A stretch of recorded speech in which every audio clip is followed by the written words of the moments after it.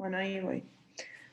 Entonces, la idea es hablar un poco de uveitis anteriores. Puse agradecimiento al doctor Schlein porque la verdad es que la mitad de la clase me la pasó él de cómo las da y todas las imágenes son de pacientes de él. Entonces, para empezar a hablar un poco de uveitis anteriores. Para clasificar una uveitis anterior hay que tener en cuenta varias cosas, ¿sí? No podemos clasificarla solamente en aguda o crónica. Entonces, por un lado, hay que tener en cuenta si son uveitis que están asociadas a manifestaciones sistémicas, por ejemplo. Si son calientes o frías a la presentación, si son granulomatosas o no granulomatosas, si el curso es el agudo o son crónicas, y si el compromiso es uni o bilateral. Esto por un lado. Por otro lado, hay que tener en cuenta otras asociaciones, como aquellas uveitis que tienen presión elevada al inicio. Esto es importante que la PIO, o sea, determinar la presión intraocular si es al inicio o si es como complicación del tratamiento. Entonces, una uveitis hipertensiva no se puede clasificarla como tal después de haber iniciado el uso de tratamiento con corticoides, por ejemplo, ¿sí? Tiene que ser al comienzo sin medicación. Después ver si están asociadas a atrofia del iris y qué tipo de atrofia tienen estas uveitis. Tiene lesiones corneales y esclerales asociadas. Si tiene ausencia de sinequias posteriores. Y el tema es ausencia. O sea, ¿por qué esto es así? Porque hay uveitis que directamente no se asocian a sinequias posteriores. El resto pueden o no tener. Ver si tienen hipopión y cómo es ese hipopión. Y obviamente, como decimos siempre, hay que mirar el fondo de ojos para clasificar a una uveitis anterior. No se puede decir anterior hasta no ver el fondo de ojos. Bueno, después, entonces vamos a ir viendo cada uno de estos ítems por separado. Con respecto a las manifestaciones sistémicas, lo que hay que hacer siempre, o sea, este interrogatorio hay que tener siempre a mano y ante todas las uveitis anteriores, hacer estas preguntas. Por un lado, preguntar si tiene dolor lumbar bajo, y si ese dolor es más intenso cuando se despierta y empieza a calmar con el movimiento. Entonces, cuando hablamos de dolor lumbar bajo, ¿en qué uveitis anteriores estamos pensando? Somos solo residentes, así que si quieren participar. HLA-27, asociada, Bien, digo. las uveitis asociadas a HLA-B27. Por otro lado, úlceras orales recurrentes, ¿en qué pensamos? En Beset. Beset.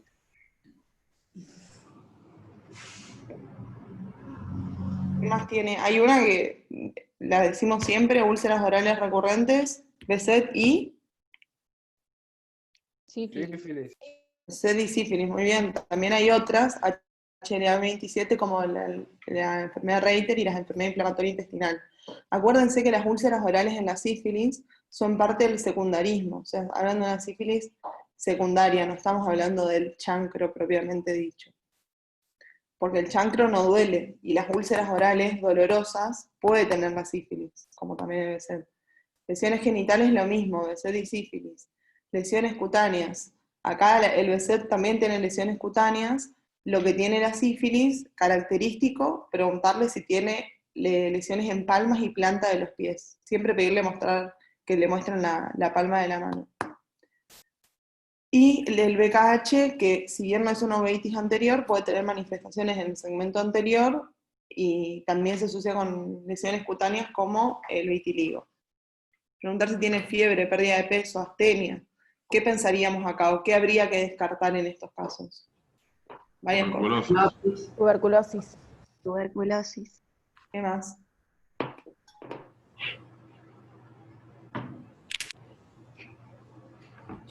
Bueno, el TAINU, que es la nefritis túbulo-intersticial con uveitis, también da fiebre. Ahora vamos a hablar un poquito más. Las enfermedades, los síndromes de enmascaramiento, súper importante.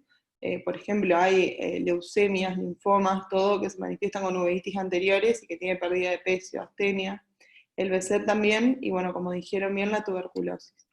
Y por otro lado, todos síntomas respiratorios, pensamos en tuberculosis, como venían diciendo, sarcoidosis también. Y si decimos, o si viene y encontramos una uveitis en una niña con inflamación articular, ¿qué tipo de uveitis es la que estamos pensando? Artritis idiopática. AIJ. AIJ, muy bien. Bueno, entonces, este interrogatorio es el básico que tienen que hacer a todos los pacientes. Y ahí ya vemos dentro de qué casillero ponemos más o menos a cada uveitis. Entonces vamos a dividirlas ahora en calientes o frías.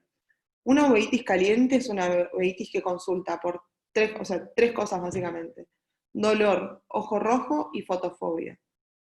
Y obviamente que se va a asociar a mucha inflamación en el segmento anterior. Esta foto ya la vimos con Ariel el lunes. ¿Alguien quiere describirme lo que ve en la imagen? ¿Cómo se asocian las uveitis calientes? Inyección ciliar, hipopion. Muy bien. Bueno, no sé si llegar muy bien, calculo que hay turbidez en cama anterior, que hay Tyndall. ¿Qué es el Tyndall? Células en cámara anterior. Está bien, porque la turbidez es lo que te va a dar el flare. Bien. Después, ¿qué más? ¿Qué ves acá? Parece ser una sinequia a nivel líquido lenticular. Bien, podría ser, pero en realidad, como bueno, muy bien dijo Nacho, las uveitis calientes tienen una inyección ciliar importante, y acuérdense que las uveitis dan inyecciones ciliares, o sea, tienen que ver el ojo rojo acá alrededor del limbo, porque las conjuntivales hay que pensar ya en otras causas no uveíticas, ¿sí? El hipopión, que a veces, siempre hay que mirarlo porque a veces es muy chiquitito y apenas se ve el nivel si uno lo busca, si uno no lo busca puede no verse. Ver si tiene precipitados retroqueráticos, si son finos o gruesos, puede tener las calientes, generalmente las calientes tienen como más fino, y bueno, este trayecto de luz que se ve acá en cámara anterior, debería ser normalmente transparente.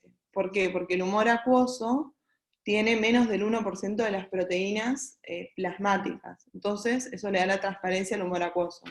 Cuando hay una ruptura de la barrera hematocular, que es muy marcada, pasan proteínas adentro del humor acuoso y se ve esta turbidez que se llama flare. Y la fibrina, que en realidad es esto lo que está acá, fibrina, es la manifestación máxima del flare. Bueno, esto es lo que se ve, acuérdense que para ver células, que obviamente también debe tener, no podemos verlo en una foto, pero para ver células o flare hay que hacer máximo aumento, el haz de 1 milímetro y hacer foco en el humor acuoso, o sea, es como por detrás de la córnea y hasta antes de llegar al cristalino, ¿sí? Y bueno, ¿y qué tipo de uveitis? A ver si acá está. ¿Qué tipo de uveitis tienen así, se manifiestan con la clínica muy caliente de las anteriores? Herpes. Bueno, herpes es un poco controversial. En realidad el herpes generalmente se está asociado a lesiones en la córnea, puede ser caliente, pero un herpes con endotelitis o con solo uveitis a veces no da esta uveitis así caliente con hipopio, fibrina. Tanto HLA de 27. El HLA-B27, eso sí, a la cabeza, es el más importante, el que da uveitis muy, muy caliente. Las uveitis anteriores idiopáticas también. El TAINU, que es lo que habíamos mencionado anteriormente. Bueno, y esto, a ver, tomen en cuenta lo que está en negrita, porque el resto no es tan característico y es más importante lo de arriba. Entonces quédense con HLA-B27, idiopática y TAINU. Y las frías se van a clasificar por aquellas que no tienen estos síntomas, o sea, tiene el ojo blanco, como ven acá, y parece un ojo tranquilo, si bien tiene un par de nódulos o precipitados retroqueráticos, no es un ojo que está inflamado. Y estas uveitis frías son características, ¿cuáles?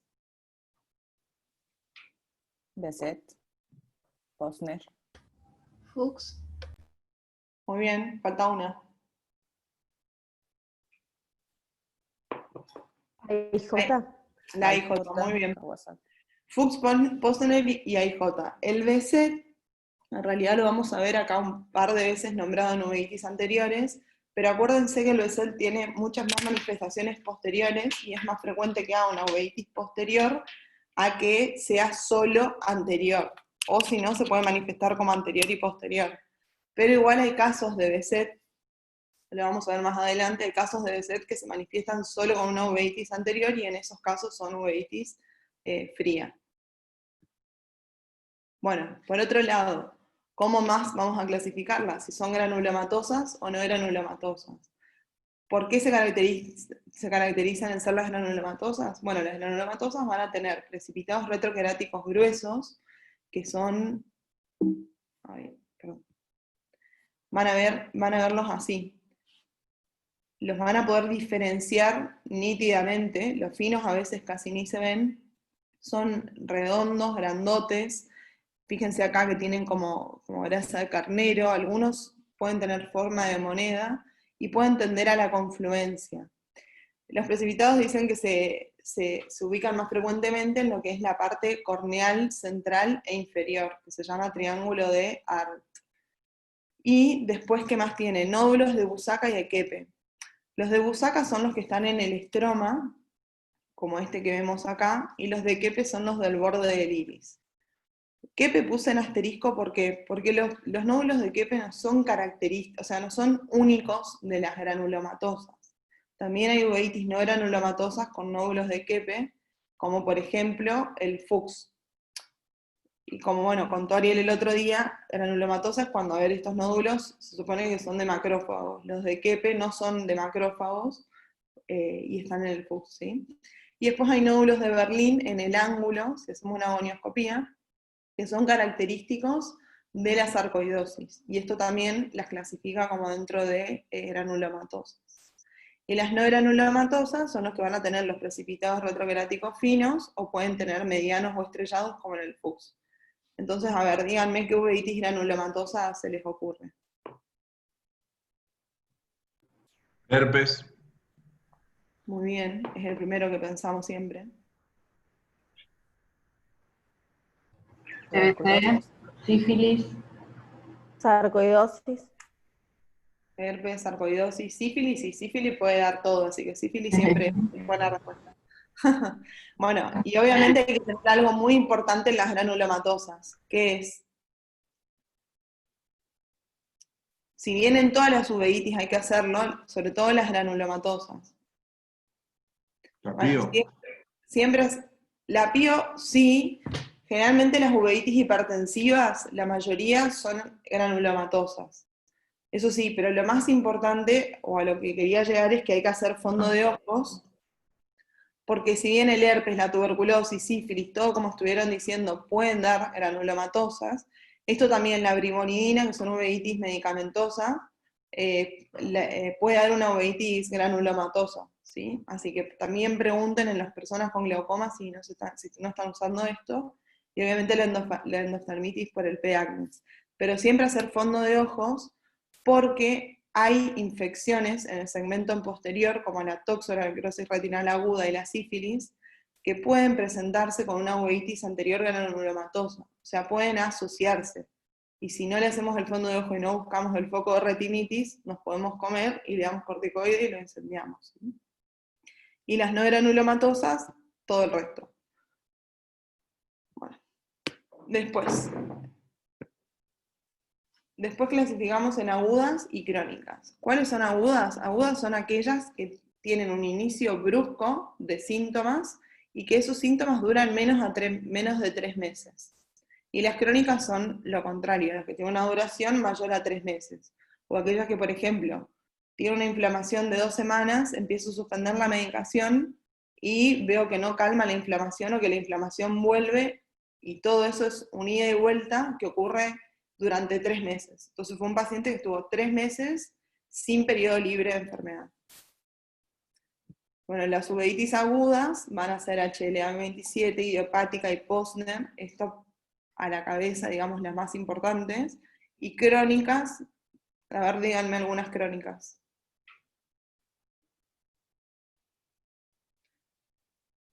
Generalmente las crónicas son las frías, excepto el Posner. Fíjense que el Posner Fuchs.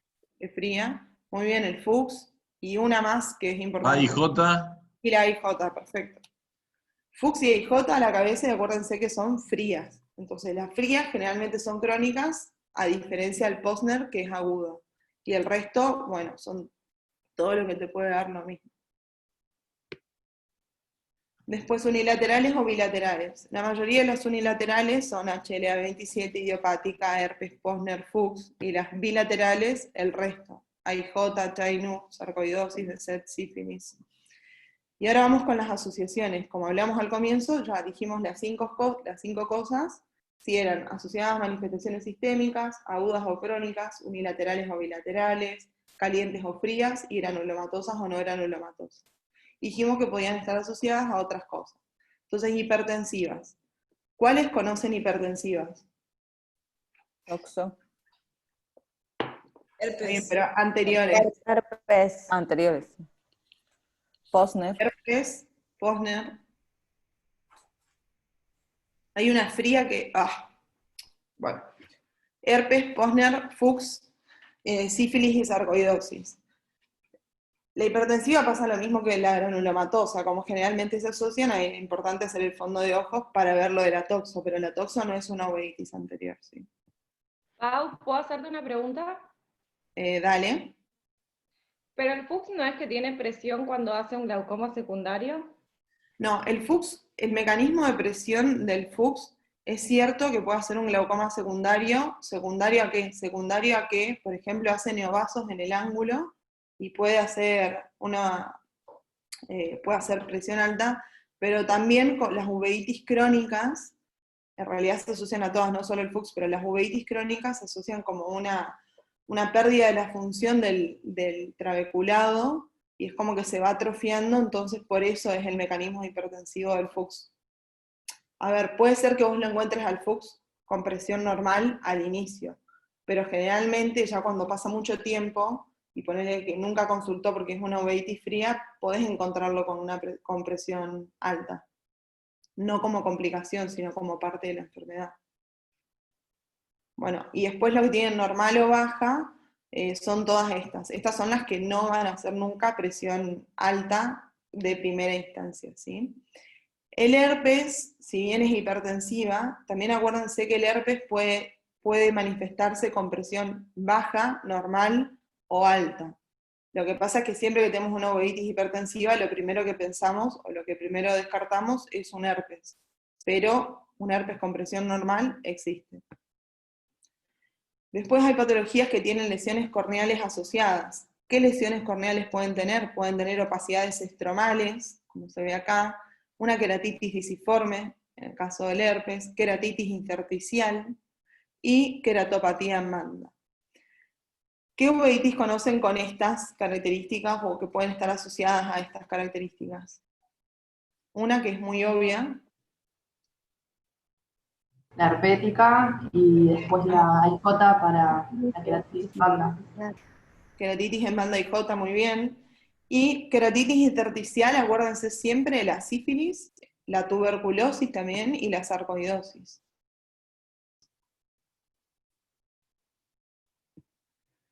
Bueno, hay uveitis asociadas con lesiones esclerales. Si vemos, por ejemplo, esta paciente, vamos a ver que tiene acá como la esclera, se puede ver traslúcida y ver lo que es la uvea por detrás. Entonces podemos sospechar que esta paciente habrá hecho cuadros repetitivos de escleritis anteriores, y las escleritis anteriores se asocian con estas uveitis, vasculopatías sistémicas y colagenopatías. La atrofia de iris. Bueno, para ver atrofia de iris se puede ver o a simple vista, sí, con falta de pigmento en este sector, o hay muchas veces que no lo van a ver y que van a ver un iris normal, pero por retroiluminación ves el reflejo rojo que pasa por esa atrofia que está pasando. Y a diferencia de esto, si ven, lo que hay en esta imagen es una atrofia difusa del estroma. Muchas veces si vemos, o sea, si tapamos por ejemplo este ojo, y miramos solo este, podemos pensar que es normal, o sea, puede no verse la atrofia. Entonces lo importante para ver esa atrofia difusa es comparar un ojo con otro. A veces es evidente y esto es lo que nos va a marcar la heterocromía, pero muchas veces es difícil de verlo. Entonces, ¿qué uveitis se asocian a atrofias de iris? ¿Sectorial o difusa? Sectorial herpes, difusa Fuchs. Muy bien, difusa Fuchs, pero las uveitis virales, herpéticas, CMV, herpes simple, herpes zóster, también pueden dar atrofias difusas. Pero a grandes rasgos sí.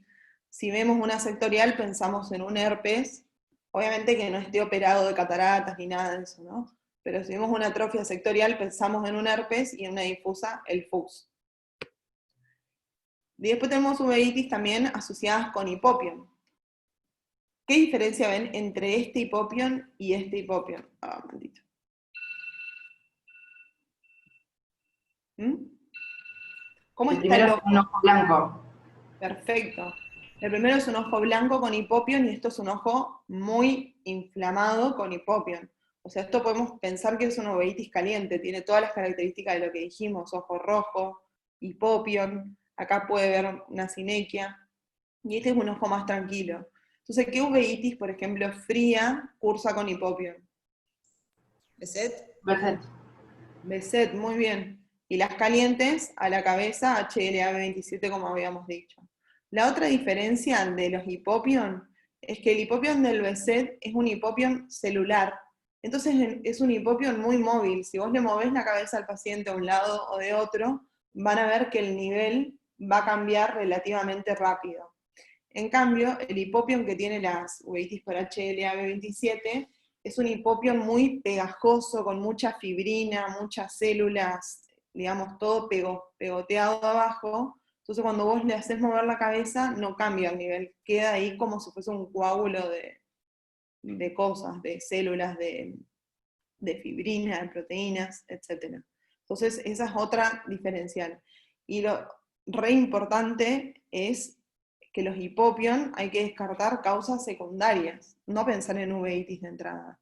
Por ejemplo, un niño con hipopion, ¿qué pensamos? Retinoblastoma. Retino.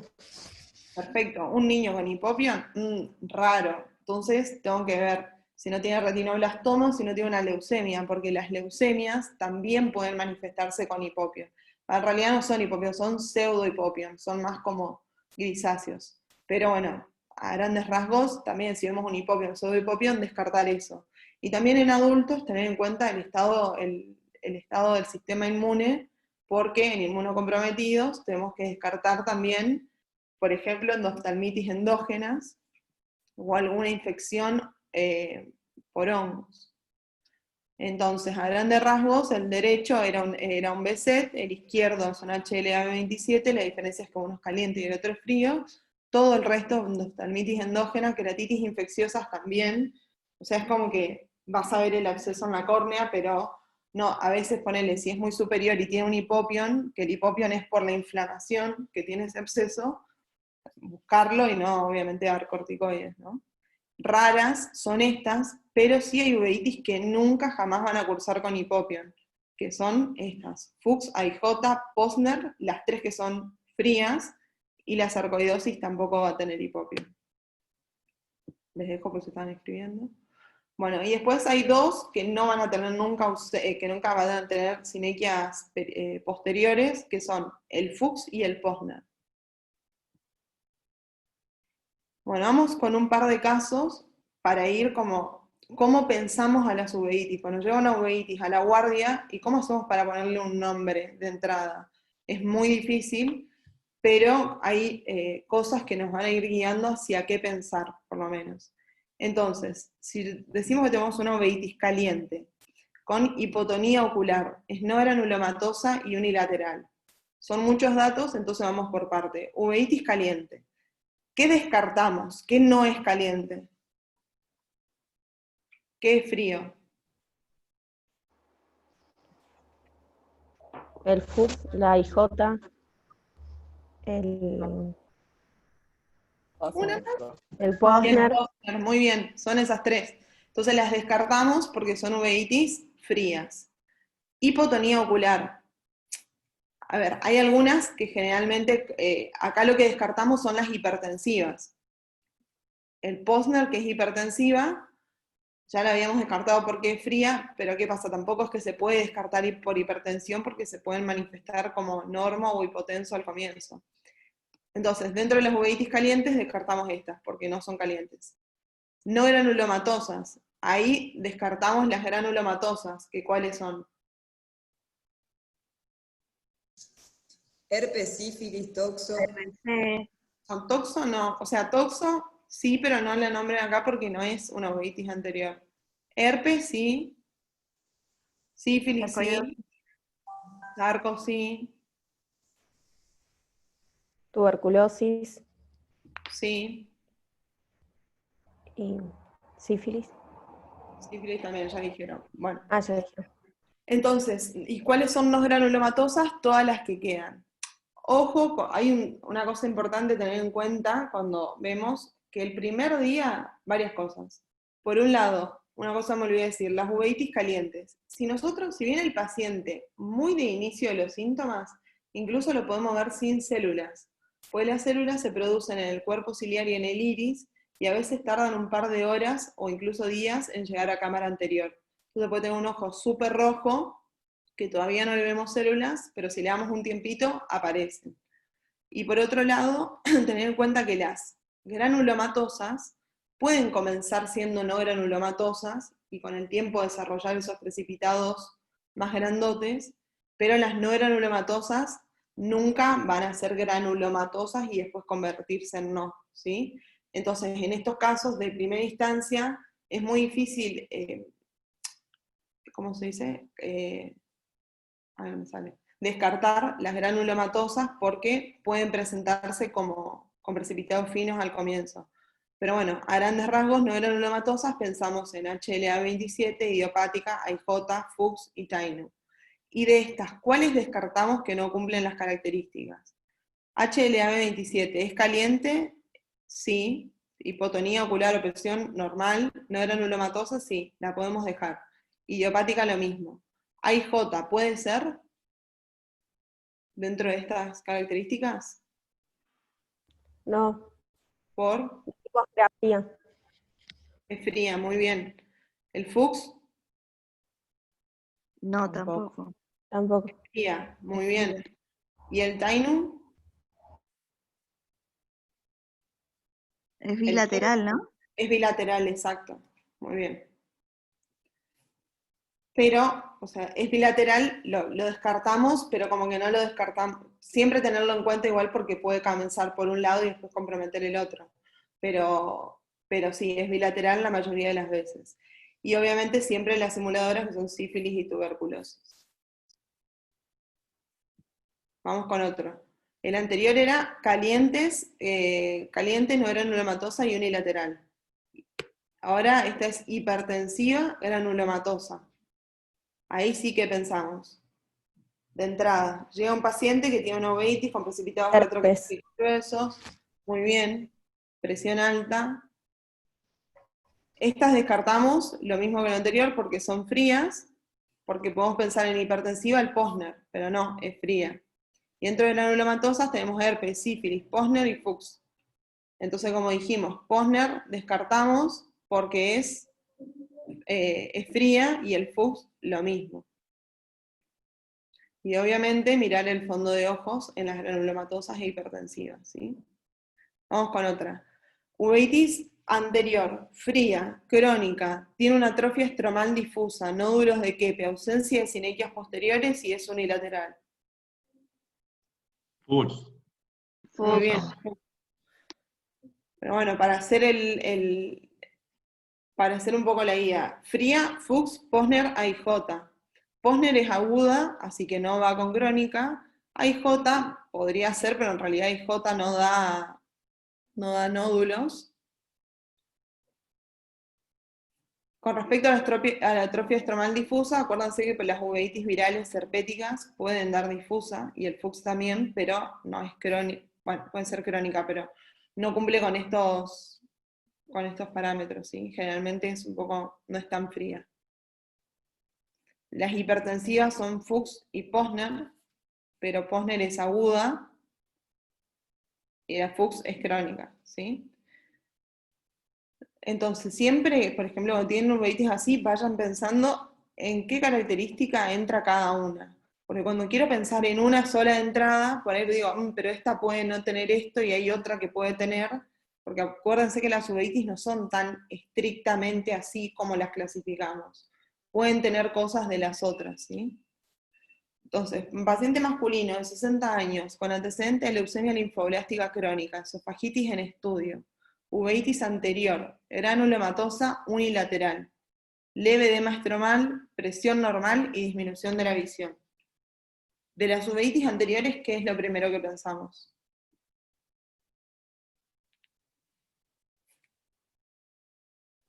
Uveitis anterior, granulomatosa, con Herpes edema también pienso. herpes, muy bien, es lo primero que pensamos. Pero tener en cuenta los antecedentes del paciente. Tuvo o tiene una leucemia linfoblástica crónica, una esofagitis que está en estudio, entonces nos hace pensar en que, y es aparte añoso, bueno, relativamente grande, entonces, ¿qué hay que tener en cuenta en estos casos? Si ven un paciente así.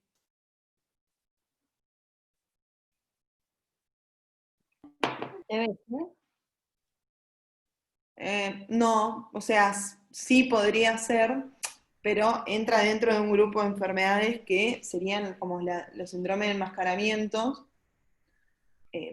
o las relacionadas a la inmunosupresión. Herpes, toxo y sífilis, por lo de granulomatosa, y también por la inmunosupresión, y endoftalmitis endógena fúngica. Sobre todo tener en cuenta este diagnóstico porque muchas veces no lo pensamos, y si empezamos a investigar un poco, ¿por qué tiene una esofagitis? Habría que ver si no es un bicho que tiene ahí. Y la leucemia, ¿cómo está el estado inmune del paciente? ¿Sí?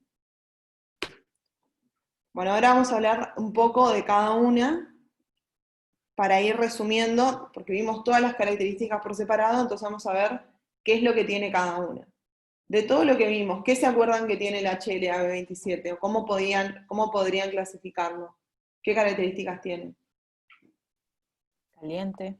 Aguda, caliente, Acuérdense en el orden no siempre. granulomatosa, Aguda, caliente, no granulomatosa, uni o bilateral. unilateral. Unilateral, muy bien, y se asocia a manifestaciones sistémicas. Eran las 5 cosas que habíamos visto. El dolor lumbar, Exacto. Entonces, primero, aguda, caliente, unilateral, no granulomatosa, y con respecto a las 5 otras cosas que habíamos visto, presión normal, no se asocia a atrofia de iris, no se asocia a lesiones corneales ni esclerales, sí tiene hipopión y sí puede generar sinequias posteriores por la gran inflamación, ¿sí? Esta es una uveitis HLA-27 que habíamos visto. ¿Qué ven? Precipitados retroqueráticos no se ven, pero no tiene gruesos, tiene FLAIR, tiene fibrina, se supone que va a tener muchas células en cámara anterior, tiene hipopio en inyección ciliar, ¿sí? Y hay cuatro enfermedades o entidades que las enmarcamos dentro de este grupo de las enfermedades de HLA-B27, que son, ¿cuáles? ¿Conocen?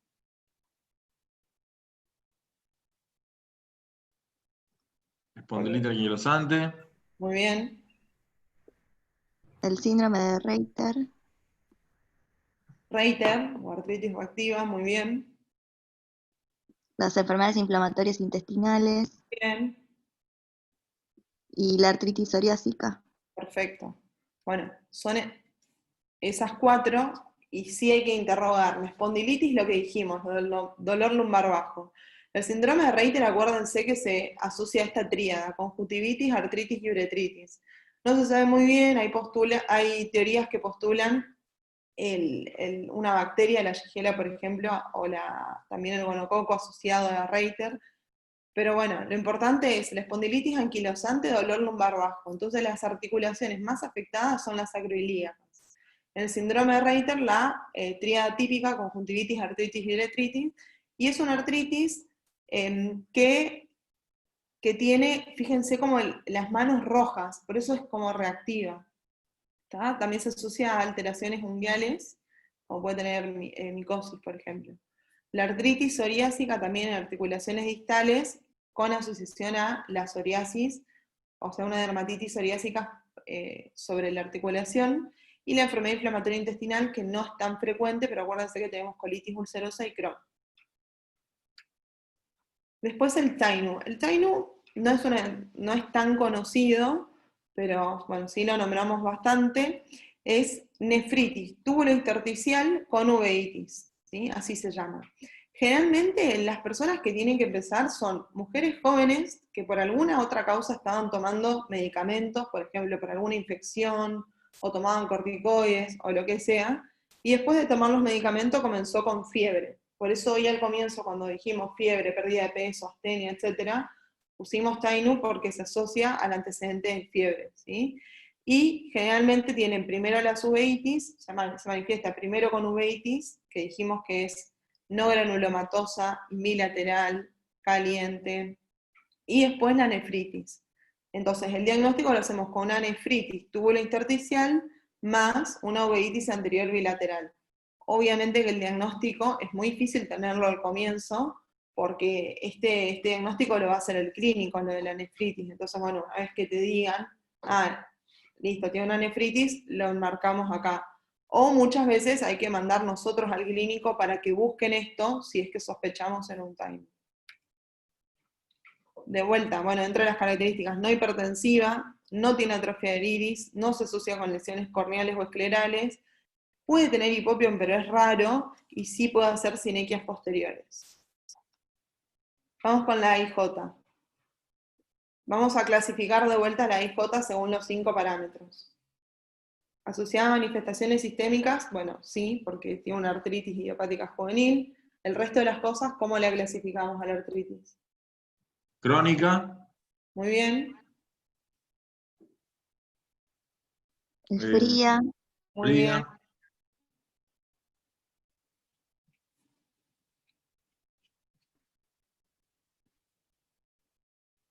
Uni o bilateral. Bilateral. Bilateral, muy bien. ¿Qué más?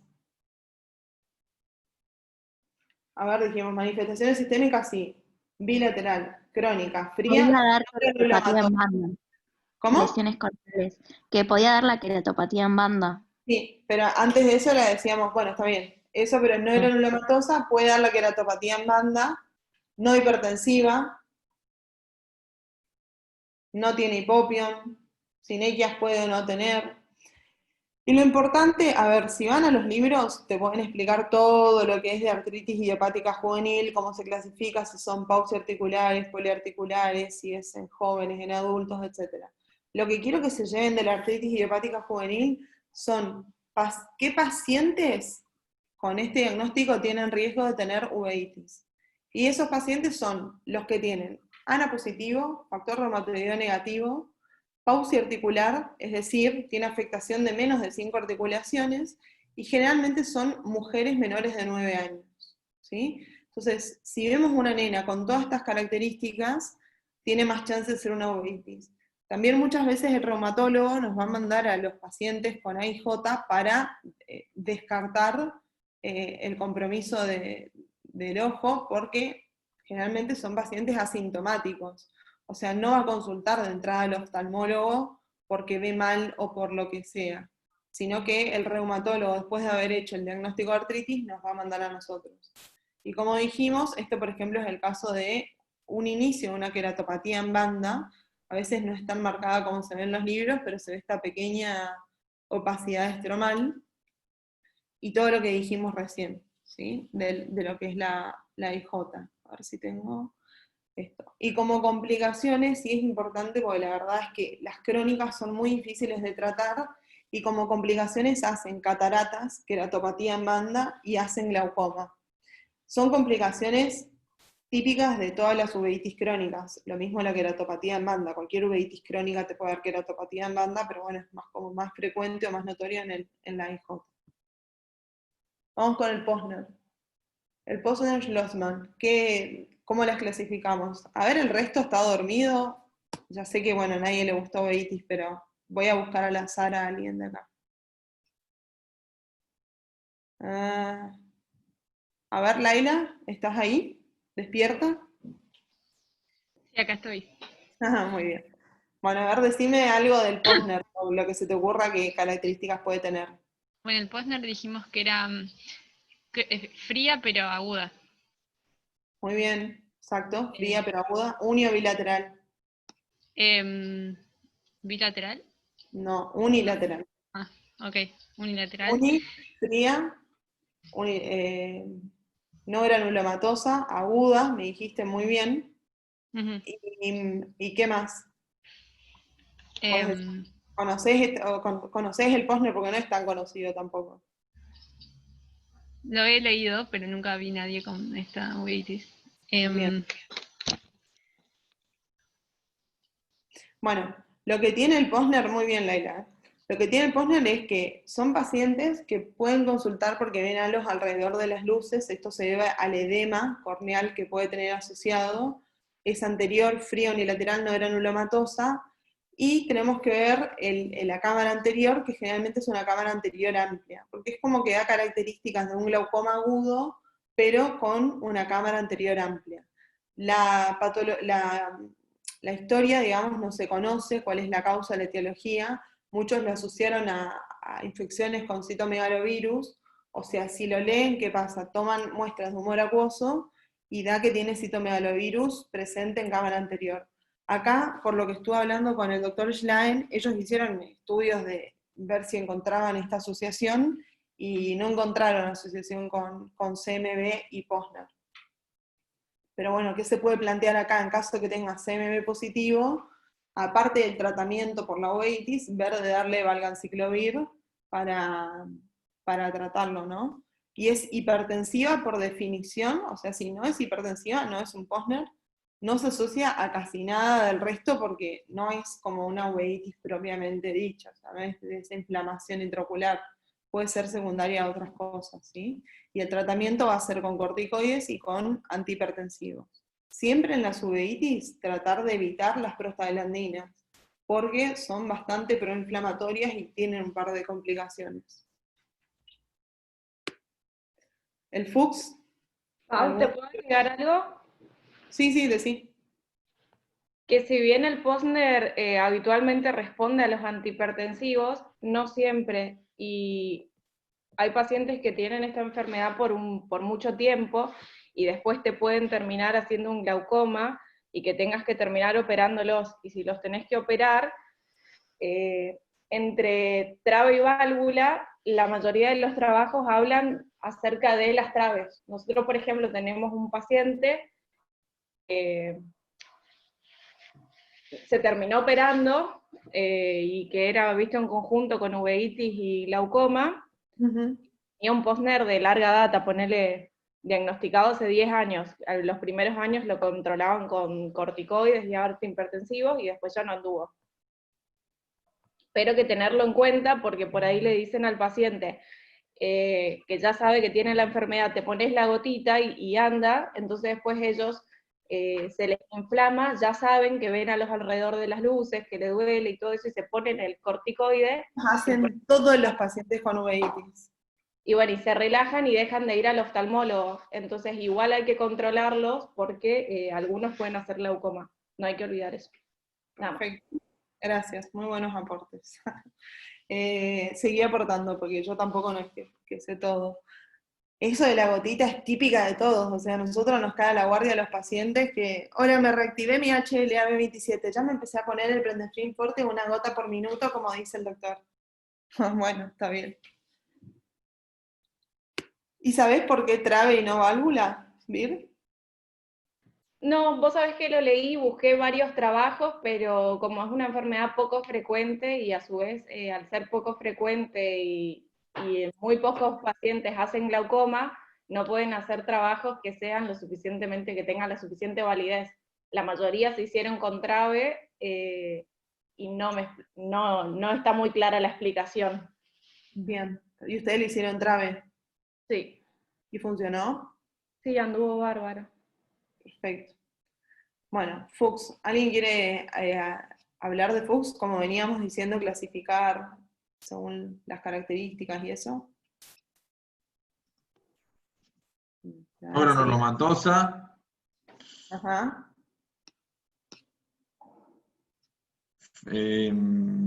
fría, Fría, muy bien. ¿Aguda o crónica?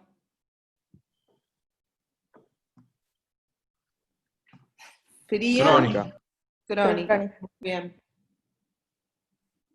Unio bilateral. Atrofia de iris, heterocromía. Unilateral, Bilateral, muy bien, Natán, atrofia de iris. ¿Qué tipo de atrofia? Estromal. Difusa. Difusa. ¿Qué más? ¿Hipertensiva o no hipertensiva? Hipertensivo. No hipertensivo.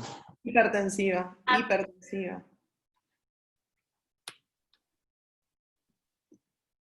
¿Cómo son los precipitados?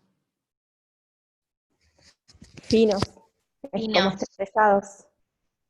Son estrellados, son precipitados medianos, o sea, no llegan a ser ni finos ni gruesos, son estrellados, pueden encontrarse difusos, o sea, como en casi toda, no en toda la córnea, pero más extensos que el resto.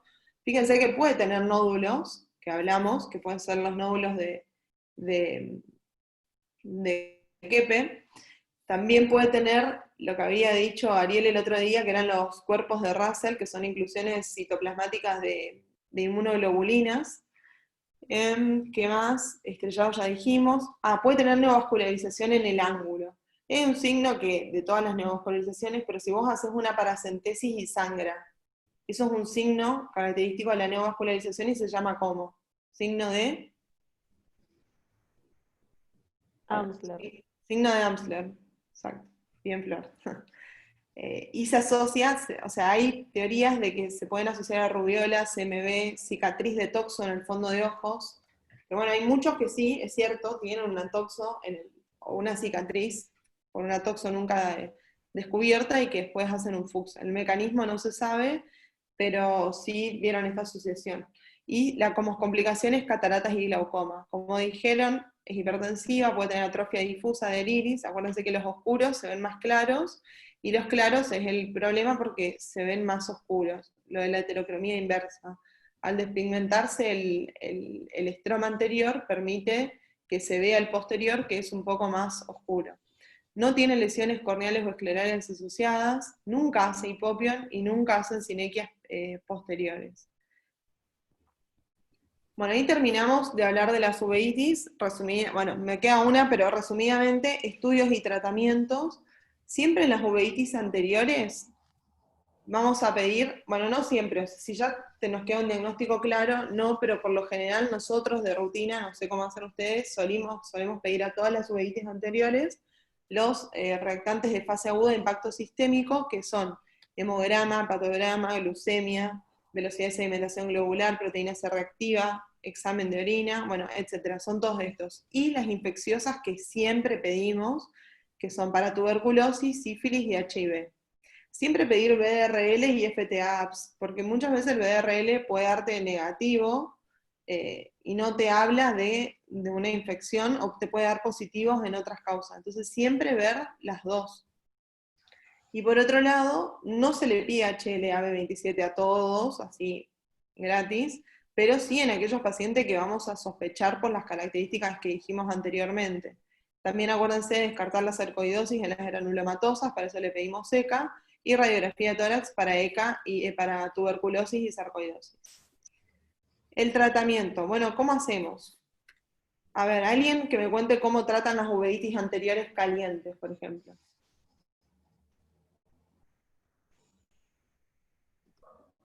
Preforte, Corticoide con dosis de carga. ¿Qué dosis de carga? Cada una hora. Ajá. Cada una hora, no, por eso, esto pregunto bien porque cada uno tiene su receta.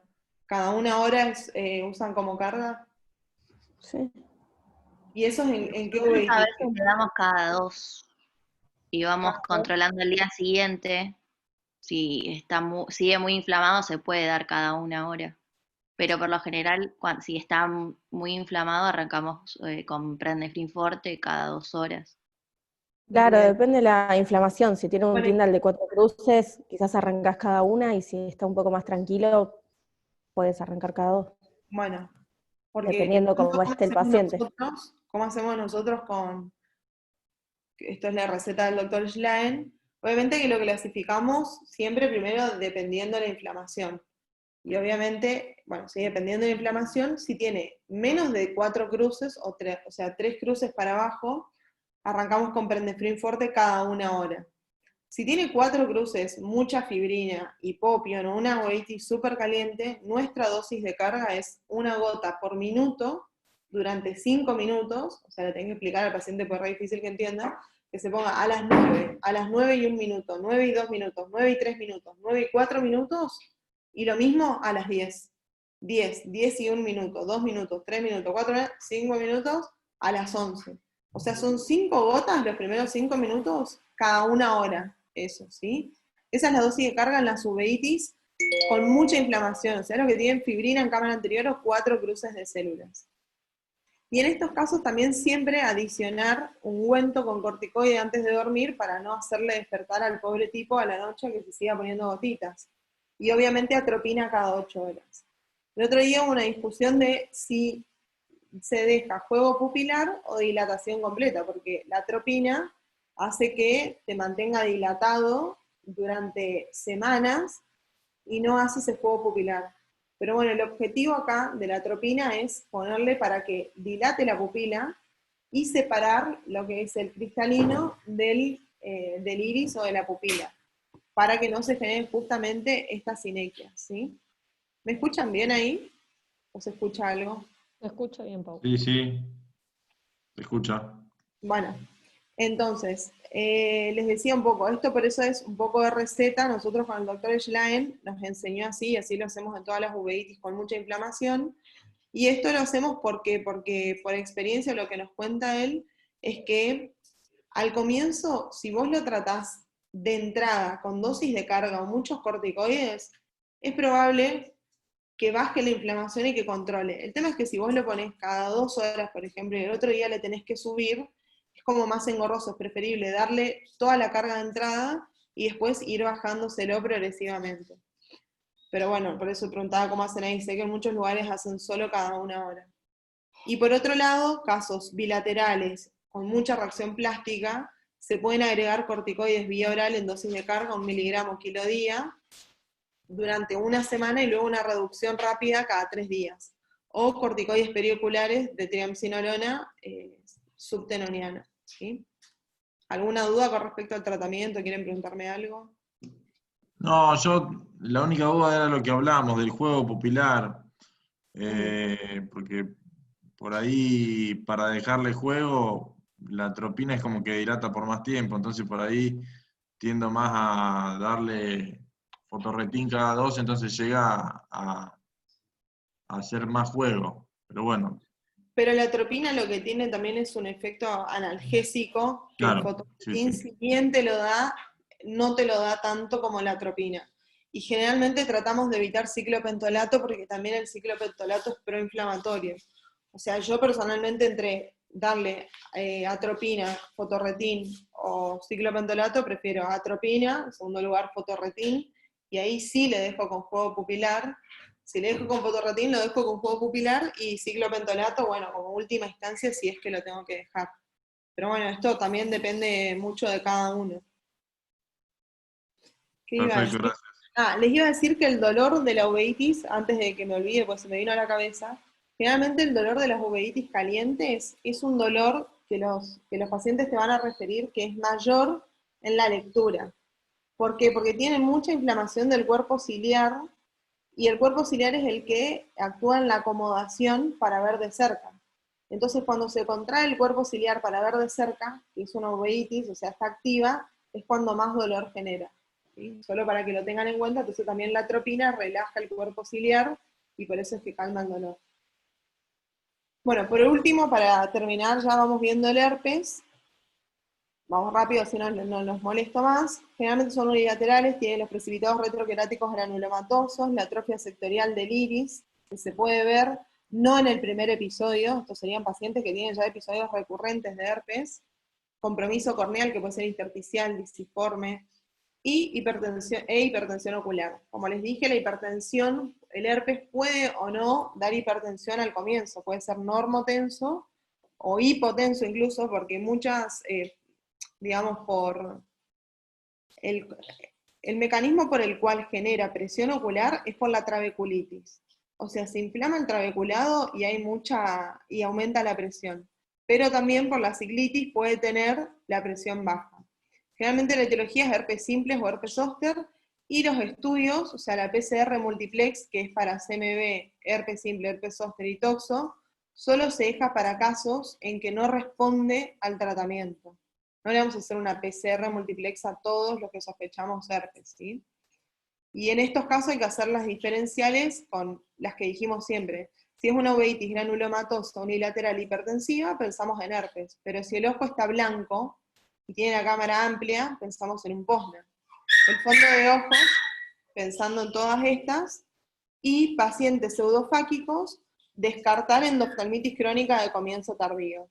Eso tuvo una frase que siempre la dice Couto, que me quedó por lo menos en la cabeza y me pareció bastante útil, que es muy difícil que un paciente, después de operado de cataratas, haga una uveitis por primera vez en su vida. Entonces, todo paciente operado de cataratas que tenga inflamación, o sea, células, pero bastante cruce, porque generalmente una vez que operan, ya la barrera hematocular queda alterada casi siempre, y un par de células se pueden ver en los pacientes pseudofáquicos. Pero esos pacientes que comienzan con ojo rojo, dolor, células, fibrina, etcétera, descartar siempre la endoftalmitis crónica de comienzo tardío. Y por supuesto investigar sífilis, tuberculosis y sarcoidosis, hablando de las granulomatosas, ¿sí? ¿Cómo tratamos al herpes? Bueno, ahí se va a venir un gran dilema, pero nosotros lo que hacemos en primera instancia es darle aciclovir vía oral, 400 miligramos 5 veces por día. Si sabemos que es zóster, le damos 800. Si tiene un compromiso corneal estromal, agregamos ganciclovir tópico, también 5 veces por día, y los corticoides tópicos según el grado de inflamación que tenga, pero sí comenzamos con prendefrin o con acetato de prednisolona. Nunca corticoides en herpes sin antivirales, ¿sí? Por lo menos orales o tópicos tiene que tener, pero nunca corticoides solos. Cicloplégicos para los que tengan 2 cruces de células o más, algún hipertensivo, pero antihipertensivo, pero acordarse que el mecanismo de presión alta del herpes es por una trabeculitis, o sea, se inflama el trabeculado y sin corticoides probablemente no baje la presión. Entonces lo importante también es darle corticoides para bajar la presión en el herpes. Ahora, si tiene una queratitis epitelial asociada a una uveitis, es un poco más complicado, porque ¿qué hacemos con los corticoides? Lo que sí o sí hacemos es ganciclovir 5 veces por día, tópico. Evitamos los corticoides tópicos por lo menos hasta que cierran las lesiones epiteliales. Y si es necesario dar, porque tiene mucha inflamación, comenzamos con corticoides sistémicos. Y después rotamos a tópicos cuando cierran. Y después tenemos el descenso y el mantenimiento. Bueno, tras lograr la remisión, o sea, el cuadro se calmó, se está yendo la uveitis, empezamos a descender gradualmente los corticoides tópicos. Fíjense que el herpes, a diferencia del resto de los uveitis anteriores, descendemos semanalmente, porque el herpes es bastante traicionero y suele reactivarse en esos episodios que vos estás descendiendo los corticoides o la medicación, se reactiva. Entonces tiene un descenso mucho más lento. El de las uveitis anteriores, generalmente cuando ya está calmado, lo suspendemos cada 3 días. Y bajamos así. Cada 1 hora, o sea, durante 3 días cada 1 hora, durante 3 días cada 2 horas, cada 3, cada 4, cada 6, cada 12 y cada 24. Y después pasamos a un loteprednol al 0,5 y después a un loteprednol al 0,2. Y acá, bueno, el descenso es semanal, o sea, de esa misma gota, pero semanal. Si reactiva, lo que hay que hacer es buscar la menor dosis que mantenga el control inflamatorio. Nosotros tenemos pacientes, por ejemplo, que están hace meses con una gota de loteprednol al 0,2% día por medio. Y con eso mantiene la inflamación. Y vos decís, bueno, 0,2% es lo mismo que no le des nada. Y encima día por medio, o sea, un día sí, un día no.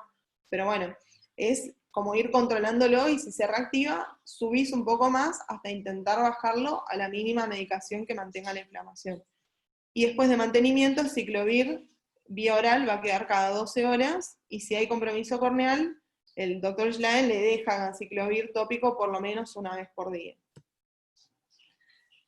Bueno, como conclusiones, es difícil encasillar las uveitis dentro de un solo cuadro, o sea, no podemos decir, fíjense, estas son granulomatosas y no tienen ninguna otra característica. No, vimos que tienen de todo un poco.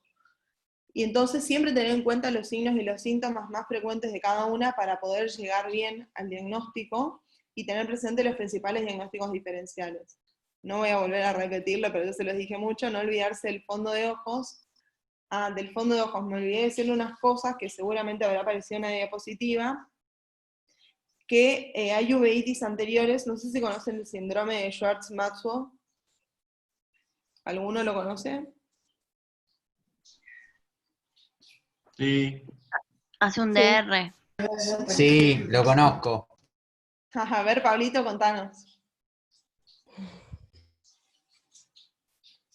Es una uveitis anterior hipertensiva que está asociada a un desprendimiento de retina. Nada, eso. Sí, en realidad, a ver, es como que no es una uveitis anterior, pero sí se manifiesta con células en el segmento anterior. Claro, Y en esas realidad lo que células, pasa. la diferencia es que son pigmentadas, Claro. porque son los fotorreceptores que viajaron del desgarro de retina, que generalmente el desgarro tiene que ser anterior. Esos fotorreceptores viajan al segmento anterior, a la cámara anterior, y uno ve células. Y esas células tapan el trabeculado y aumentan la presión. Entonces también en las hipertensivas hacer un fondo de ojos para descartar, desprendimiento de retina, ¿sí? Y por último, si uno no sabe lo que busca, no entiende lo que encuentra. Entonces, también tener en cuenta todas estas características para saber en qué vamos a pensar, ¿sí? Fin, no los torturo más.